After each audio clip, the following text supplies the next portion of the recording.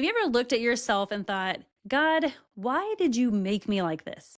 We're told God doesn't make mistakes, but when we're staring at a screen, comparing our behind the scenes to everyone else's highlight reel, it's hard to believe that we were made for something important. Ladies, you asked, and this week we are answering your questions about bridging the gap between who the world says you are and who God created you to be. If you haven't yet joined the family, go ahead and subscribe to this podcast. Hit the notification bell so you don't miss out on more of these life-changing episodes.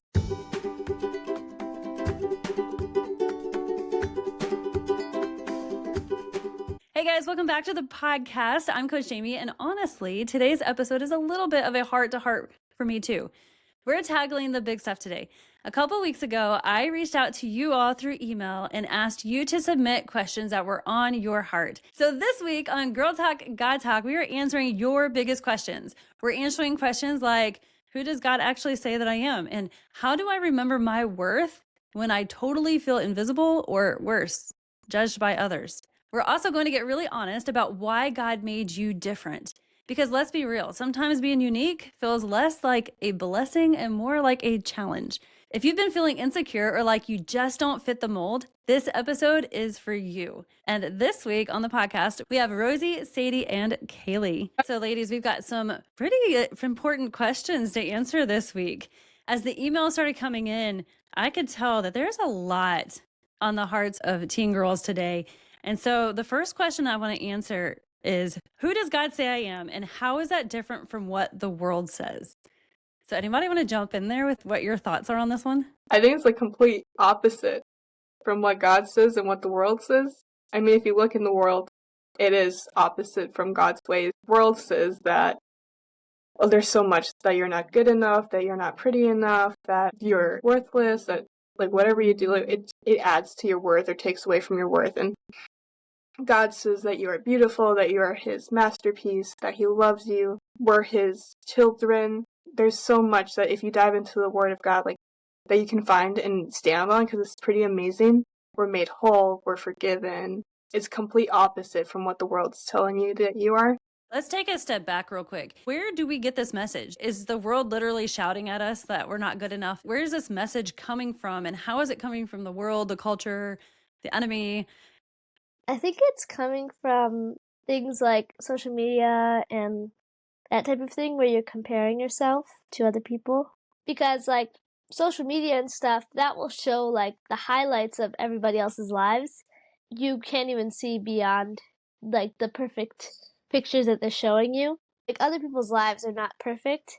Just because your life isn't perfect, it doesn't mean that everybody else's is perfect. That's a big thing, because the things that people put on their social media, that is the highlight of their life. They probably went through all their photos and tried to pick out the ones where they look the prettiest, but do they show the conversations that they're having with people, or the struggles that they're going through, or the things that are like really deep on their heart? They don't.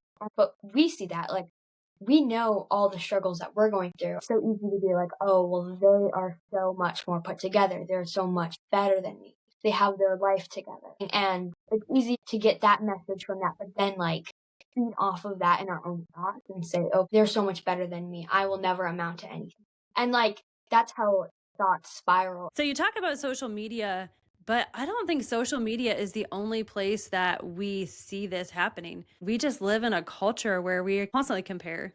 I know when I was in middle school, high school, I would walk in a room and if I was laughing, I automatically thought they were laughing at me. Or I would walk in a room and just compare myself to the people around them, and not even in a way of like I'm better than they are, but like, why can't I be more like that? I think you're right, Sadie. I think social media does play a big role in it though, because it's right in front of us, and we have these lovely things called filters. I know if you're on Snapchat, which I'm not, or if you're on Instagram, I don't know anything about TikTok, so it might be this way. I don't know. I know there's filters on everything. You can make yourself look better on just about anything and brush away all those quote unquote flaws that we think we have. Another place where it could be coming from too, comparing yourself to your friends. Like your friends could have perfect lives, they could look perfect, they could always look pretty, they could always wear the right clothes, and it's really easy to compare yourself to them too.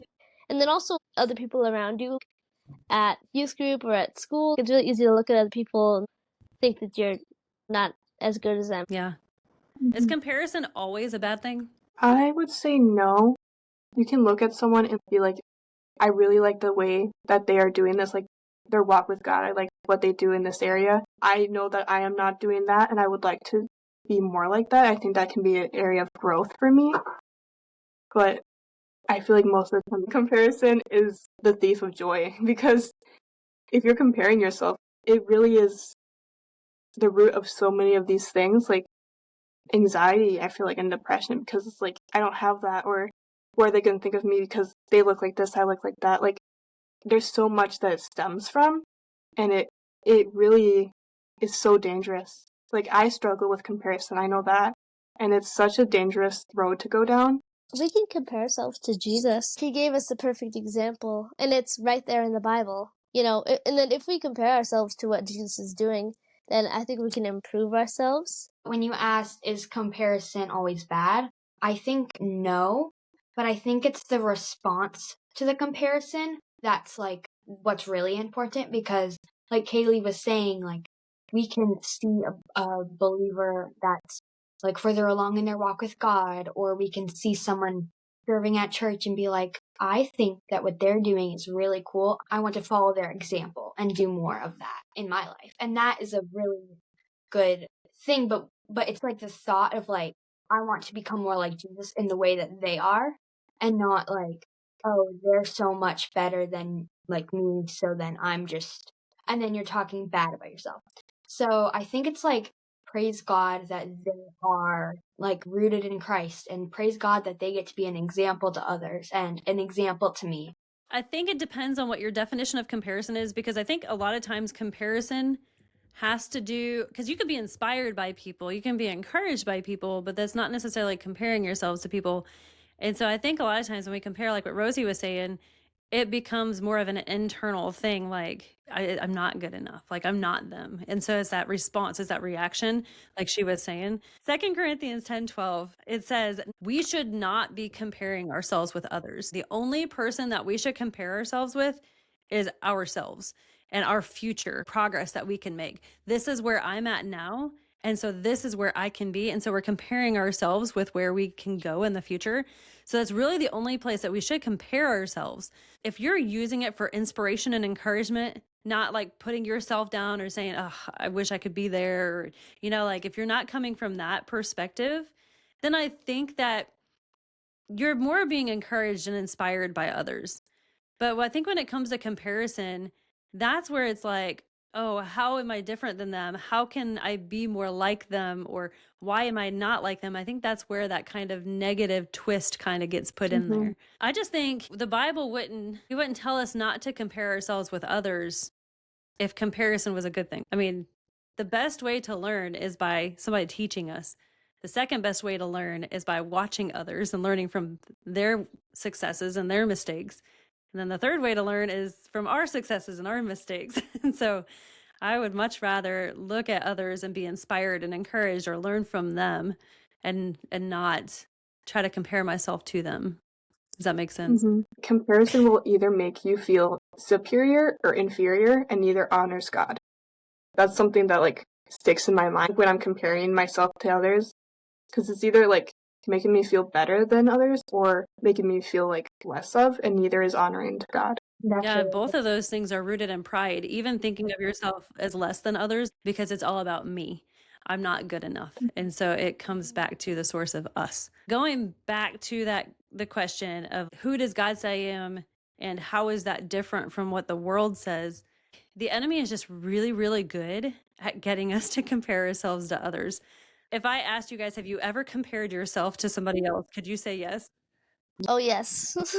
I think the enemy is just really good at using that tactic. What else does the world say about us? The world says that if we are different from everyone else, then we're weird. To be liked and accepted, we must fit in, which I think also goes with comparison of whether what you're wearing or what you're listening to or the way you're speaking. We're not called to fit in at all. If you stand out, you're weird. If you're different from everyone else, you're weird. I don't mind if someone was to say I was weird, because I feel like that's an honor to not be like this world. I think that's one that Christians struggle with, because there are a lot of Christians that are going around you have to fit in, or you can't be accepted. We see a lot of cliques. I don't know if you guys see them where you are, but there are so many cliques where they're just like, oh, if you're not like us, even in Christian circles, youth ministries, it's something that I think a lot of people struggle with because everybody has that desire to fit in. I've done things, changed things about myself so that it would fit in, like not necessarily like, oh, I can't be in this group if I don't do this, but like just because I wanted to be like the group. And it's like took me down. It's actually was things with like comparison and like putting myself down, and it took me down such a dark road that took me years to get out of. And like that was one of the roots of it, was like trying to fit in, and it was not worth it. Let me tell you that. It took a lot of healing and a lot of retraining my brain to get out of that mindset of comparison and putting myself down, and how do I not meet up to this person, like standard wise, like how am I not good enough in this area, and oh, they're so much better looking, or they're so much like friendlier, or like they can fit in so much better. Like that took so long to get out of, and I still have to fight that off, and it's not worth it. Like don't try to fit in. You don't have to be completely 100% different than everybody else. Fashion is one of those things that just because you try something that somebody wears, it doesn't necessarily mean that you're trying to compare or fit in. What are your thoughts on that? It kind of depends on where your heart is, because if you're following a trend or like, wearing cool shoes or whatever, I think it kind of just depends. Like if you're trying to copy someone else, or you're trying to be like somebody else, or, be in a certain group, like I think that could make it sinful. But I think that if you're just doing it just because you like how it looks, or you think you would look good, not to impress other people, then I think that's good. Follow trends if you like it. And no matter, like, we all have our own sense of style as well. There's always going to be someone else wearing similar clothes that you are. Like, there's so many people in the world, you can't get around that. No matter what you wear, I think if it's your style and what you like to wear, and it's not dishonoring to God, I think that's fine. If you see a new trend come in, you're like, oh my goodness, that is so cute. I really like that. Not because of what everyone else is wearing, so now you have to wear it, but just because you really like it. I don't think that's a problem at all. I think it's fun to be inspired and like get to like play around with your like wardrobe. I think that's so much fun to do. And I don't think that's like wrong at all if it's like trending right now or anything. In fact, that's really nice because you can find it and it's amazing. Yeah, I agree. The mindset behind it, I think, is the biggest thing. Mm-hmm. I was so sad whenever like skinny jeans came into fashion because I did not want the skinny jean trend. Like, I still don't want the skinny jean trend. And so I was so sad because as I was like replacing pants that would like wear out, there's nothing on the market, because I was always a wide leg girl. And I'm like, no, they're gone. Me too. How do you know when it's wrong to like want to be like other people? I think what Sadie said is huge, that it's about the heart, your motives behind it. If you have a friend that you guys have the same style and you guys are very similar, I don't think that's wrong. I think it's your heart posture. Why am I doing what I'm doing? And I think we've all been in, at least I have been, where my motives were like, I want to fit in. And like, I knew that. Like, I might have not said, this is why I'm doing this, but like, my heart, that's where it was at. And I think that's where it's no longer right. You don't want to change yourself, like who God created you to be, to fit another mold of what other people are doing. So maybe that's the difference too. I think it becomes different whenever it comes from the standpoint of, I'm doing this because I want to be like them, versus I'm doing this because I think this style is really neat. I think it becomes a difference whenever we want to change who we are in order to fit in versus stand out and be who it is God created you to be. Mm-hmm. It just depends on, like, am I trying to be like them, or am I living out who God created me to be and I'm getting ideas and inspiration from others? Mm-hmm. Be true to who God made you to be. You're going to stand out one way or another. You're either going to blend into one crowd and stand out in a different one, or like vice versa. When I've like was wearing things that was just to blend in, it's like I wasn't actually comfortable. I feel like more insecure because it's like I wasn't being who I was. And then I started like dressing just the way that like inspired me and like just the way that it kind of brought me joy. Like, oh, I really like this dress today. And it's like I stood out, but I was confident in like this is the way that God made me, and this is what I feel like I want to express myself in, like how he made me, in how I dress. And like I was so much more confident because I was secure in like this is who I am. I'm not trying to be someone else. I'm not trying to change who I am. And I did stand out. I feel like I stood out the other way too. I knew this is not who I am. And I was trying to be someone who I wasn't. And I did not enjoy myself when I was out and stuff because it's like, this feels so wrong. But I want to blend in, so it's fine. Like, kind of things like that. And it's like, you're going to be different either way. So be who God created you to be. And that's always the best way to go. Yeah, my pastor always says only 50% of the people are going to like you anyway, so you might as well go with the right 50%. Well, ladies, I hope that this episode helped you today. I hope that you see that God made you so incredibly, that he loves you so much, that he has so many amazing things for you. He says that you are his daughter, that you are chosen, that you are accepted by him.